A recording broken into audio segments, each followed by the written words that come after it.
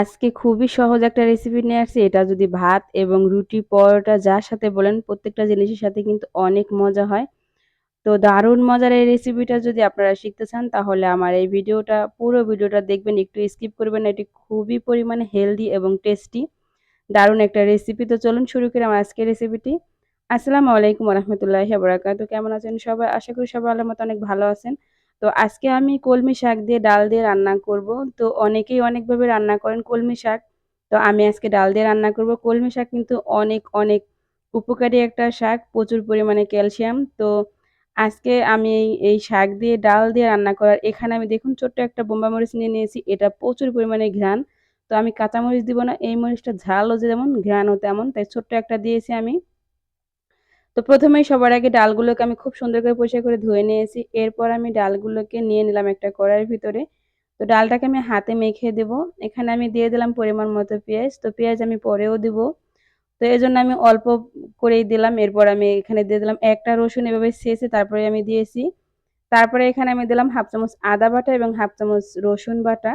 তো রসুন বাটাটা না দিলেও চলে, যেহেতু আমি রসুন ছেঁচে এখানে দিয়েছি, বাটাটা না দিলেও চলে। তো তারপর আমি এখানে দিয়েছি। এরপরে এখানে আমি দিয়ে দেব লবণ। লবণটা পরিমাণ মতো দিলাম। আমি এখানে 1 চামচ পরিমাণ দিলাম।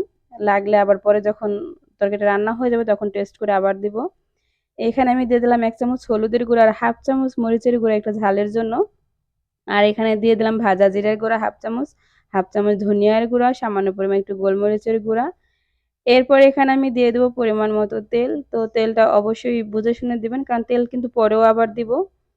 এজন্য আমি খুব একটা বেশি তেল দিলাম না। এখানে আমি 1 চামচ পরিমাণ তেল দিয়ে দিলাম। এরপর খুব সুন্দর করে হাতে মেখে এই ডালটাকে মেখে নিব।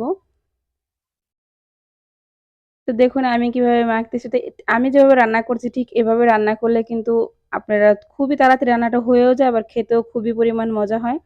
তো দেখুন ডালটা আমার মাখানো হয়ে গেছে। এখন আমি পানি দিয়ে দিব এখানে। পানিটা এমনভাবে দিব যাতে ডালটা সেদ্ধ হওয়ার পর অল্প একটু মাখা, মাখা করে রান্না করব। যদি আপনারা পাতলা রান্না করেন বা আরো ঘন রান্না করেন তাহলে পানিটা একটু কমিয়ে বা বাড়িয়ে দিবেন।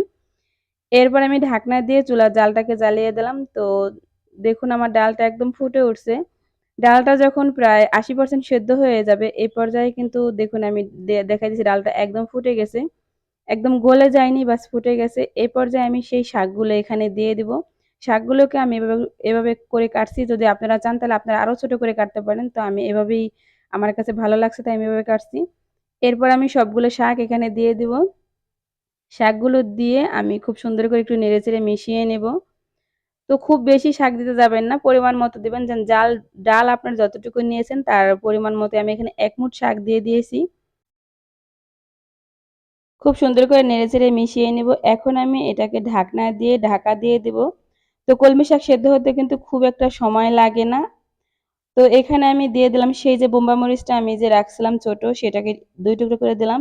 এই মরিচগুলো খুবই ঝাল। তো আপনারা এটার পরিবর্তে যারা পছন্দ করেন না ফ্লেভার তারা কাঁচা মরিচও দিতে পারেন।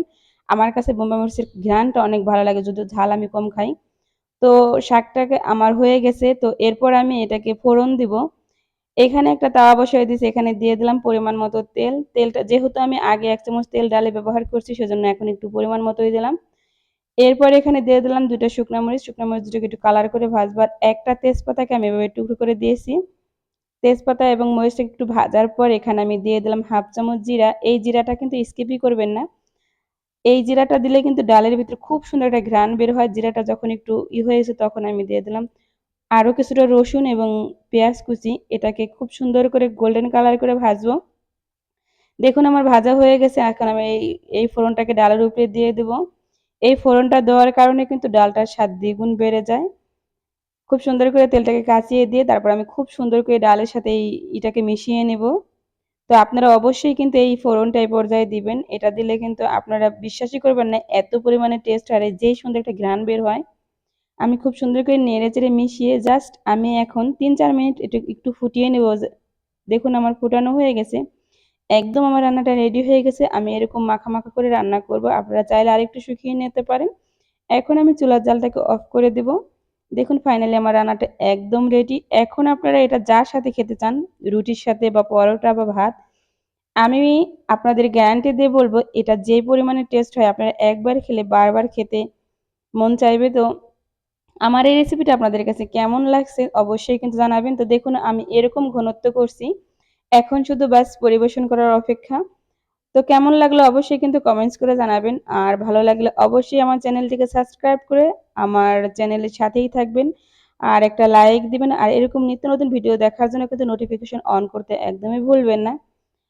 আপনাদের সুন্দর, সুন্দর কমেন্টস গুলো কিন্তু আমার পরবর্তী ভিডিও বানানোর উৎসাহ জাগায়। আর আমার এই ভিডিওটা আপনাদের কেমন লাগছে অবশ্যই কিন্তু জানাবেন। তো বন্ধুরা সবাই ভালো থাকবেন, সুস্থ থাকবেন। আজকের মতো এখানেই বিদায় নিব। বিদায় নেওয়ার আগে বলব, যারা আমার ভিডিওটি পেজ থেকে দেখছেন অবশ্যই আমার পেজটিকে ফলো দিয়ে যাবেন। তো সবাই ভালো থাকবেন, সুস্থ থাকবেন। আসসালামু আলাইকুম ওয়া রাহমাতুল্লাহি ওয়া বারাকাতুহু। আল্লাহ হাফেজ বন্ধুরা।